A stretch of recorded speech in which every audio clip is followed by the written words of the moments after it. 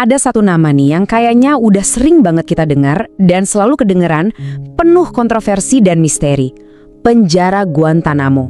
Nah, kali ini kita akan coba kupas tuntas. Ada apa sih sebenarnya di balik salah satu fasilitas penahanan paling terkenal sekaligus paling diperdebatkan di dunia modern ini? Coba deh bayangin sebuah tempat yang terpencil. Ini pangkalan militer Amerika Serikat. Tapi anehnya lokasinya bukan di tanah Amerika. Posisinya ada di Teluk Guantanamo, Kuba. Sebuah kejanggalan geografis dan hukum yang ternyata jadi panggung utama dari cerita kita kali ini. Dan ya, di sanalah tempat itu berdiri. Ini bukan sekedar penjara biasa loh, ini adalah sebuah simbol. Simbol yang memicu perdebatan sengit di seluruh dunia tentang hukum, tentang moral, dan tentang hak asasi manusia. Terus, gimana ceritanya semua ini bisa dimulai? Nah, untuk ngerti itu, kita harus mundur sedikit ke sebuah momen yang mengubah dunia untuk selamanya. Penjara ini tuh nggak muncul gitu aja, dia lahir dari tragedi besar. Yang menarik banget dari lini masa ini adalah betapa cepatnya semua ini terjadi. Cuma beberapa bulan setelah serangan 11 September 2001, pemerintah Amerika Serikat langsung buka kampung tahanan Guantanamo di tahun 2002. Ini benar-benar langkah reaktif dalam apa yang mereka sebut sebagai perang melawan teror. Dan skalanya gila-gilaan. Pada puncaknya tempat ini nahan lebih dari 700 orang. Dan mereka ini bukan cuma dari satu negara, tapi dari berbagai belahan dunia. Ada yang dari Afghanistan, Pakistan, Yaman, banyak banget.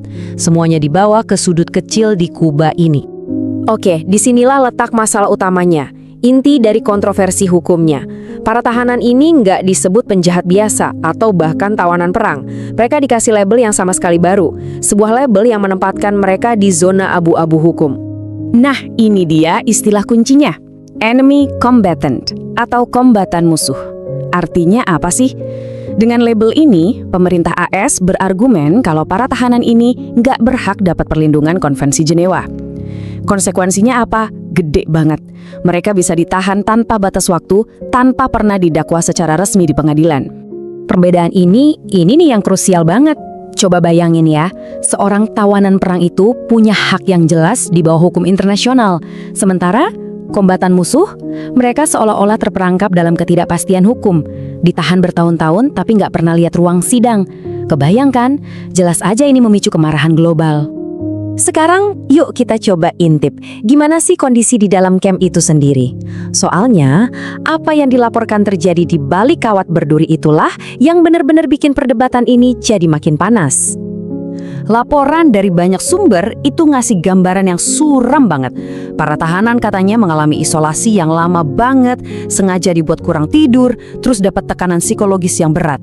Bahkan muncul tuduhan penggunaan teknik interogasi yang ekstrem kayak waterboarding. Itu loh, simulasi tenggelam yang sama banyak organisasi HAM udah jelas dianggap sebagai penyiksaan. Dan ini bukan cuma kabar burung ya.